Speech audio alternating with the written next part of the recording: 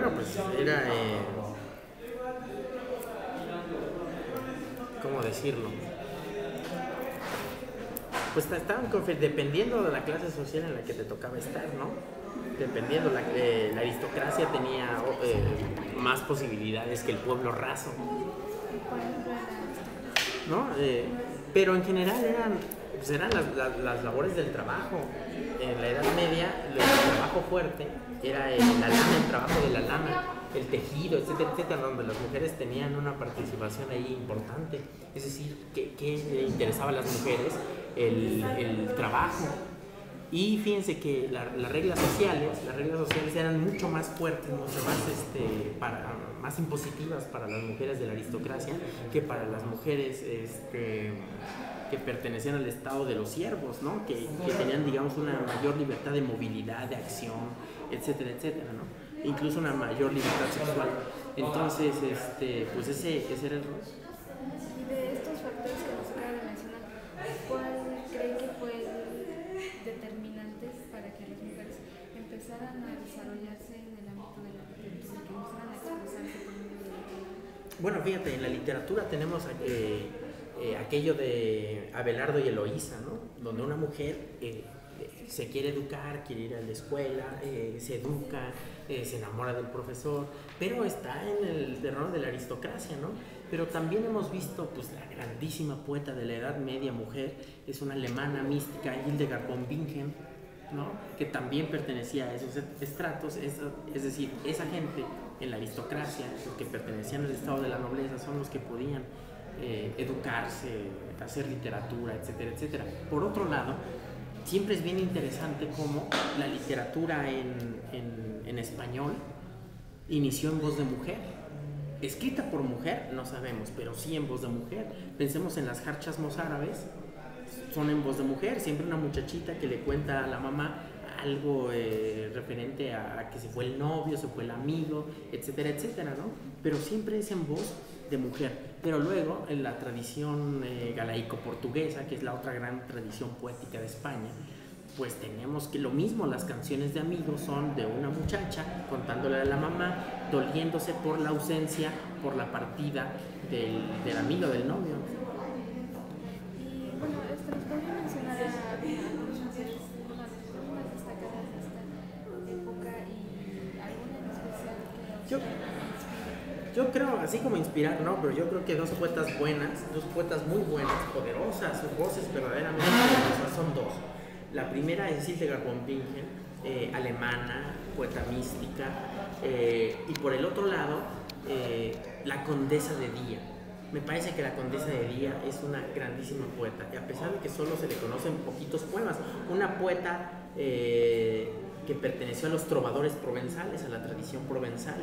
Es una poeta que se atrevía a decir cosas, ¿no? Que se atrevía a decir, por ejemplo, que le dolía estar sola en la cama, que le gustaría tener en el lecho un hombre con quien jugar, etcétera, etcétera.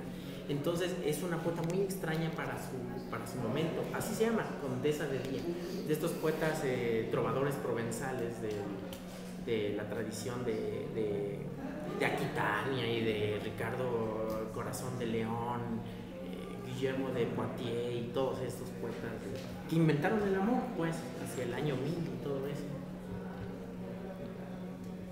Bueno, vamos con la contemporánea. ¿Quiénes fueron las escritoras? Recientemente, bueno, hay muchísimas poetas recientemente. Yo creo que el parteaguas de la poesía, voy a hablar de la poesía, ¿no? El parteaguas de la poesía para mujeres en el siglo XX es sin duda alguna la poesía beat norteamericana. ¿Por qué? Porque hay poetas que se comienzan a atrever a decir todo, a hablar de todo, a develar qué es el mundo de la mujer, qué siente la mujer.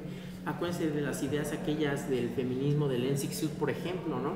Donde dice que hay que uno de los puntos centrales es la afirmación del cuerpo, por ejemplo. Entonces hay muchas mujeres en la tradición norteamericana que hacen esta afirmación del cuerpo, cosa que antes en la poesía no estaba. ¿Quién? Diane Wachowski, Diane di Prima, Leonore Candel, o sea, son poetas muy importantes, pero se atreven a decir cosas, ¿no?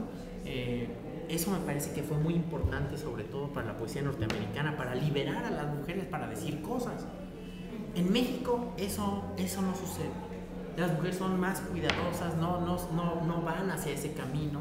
Yo creo que todavía no ha nacido en México la gran poeta mujer, ¿no? La gran poeta mujer no ha nacido todavía. ¿Quiénes son las mejores poetas de nuestro día? Minerva Margarita Villarreal, Verónica Volkov, María Baranda, que se caracterizan por el manejo de la forma, por el trabajo de la forma, por el cuidado del verso, no por la estridencia de lo que dicen, ¿no? Ahora, ¿quiénes en la tradición hispanoamericana se han atrevido a decir algo? Creo que las poetas peruanas. Creo que en Perú hay una tradición de poesía femenina muy grande, donde está, por ejemplo, una muchacha suicida a los 23 años, María Emilia Cornejo, que tiene poemas brutales,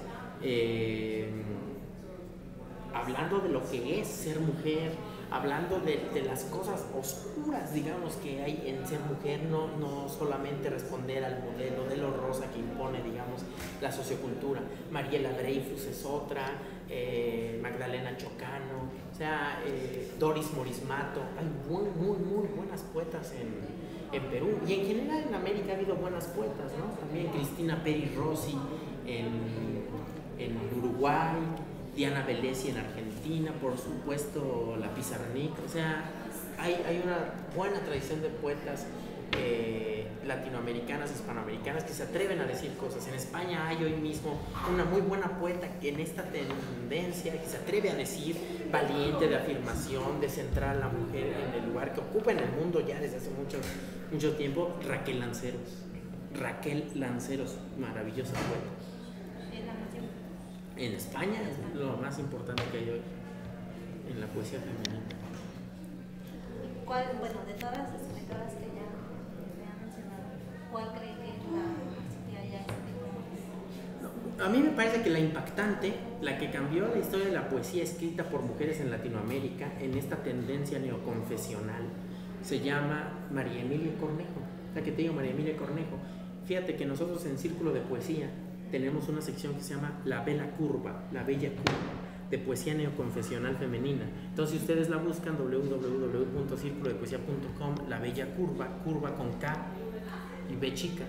Entonces, ahí hay muchos poemas, por lo menos hay 10, 12 poemas de mujeres que se atreven a decir cosas, es decir, esta poesía neoconfesional, y en esta tendencia, en este camino del feminismo, de la biografía, etcétera, etcétera, ¿no? La autobiografía, etcétera. ¿Listo? Faltan dos. Perfecto.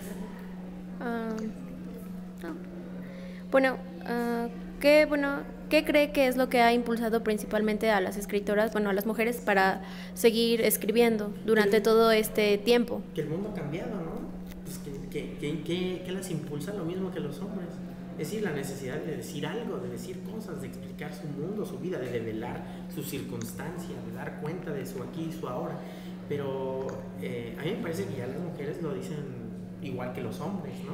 A veces en los talleres se nota eso, en la poesía joven escrita por mujeres, a veces se nota cierto recato de las mujeres poetas que comienzan a escribir, y es un recato que se van despojando de él poco a poco, pero de la misma manera en que los muchachos se van despojando de ese recato también. Entonces, ¿qué los impulsa? Escribir. Creo que en esta época ya escribir simplemente.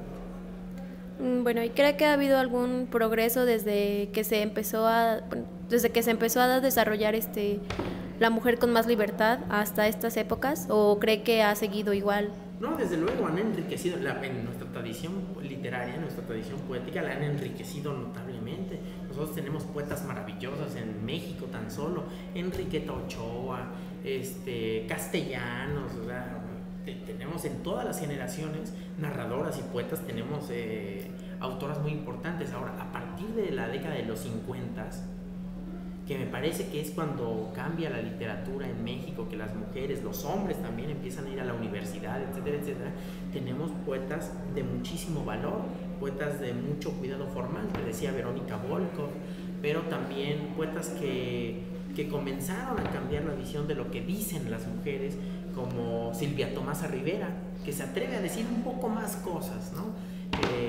Minerva Margarita Villarreal, con un verso también muy pulido, muy cuidado, del mismo modo que María Baranda, que te estoy hablando de algunas de las voces más importantes de la poesía mexicana del siglo XX, ¿no? O por lo menos de la segunda mitad del siglo XX. O sea que hay muchos poetas que valen mucho la pena.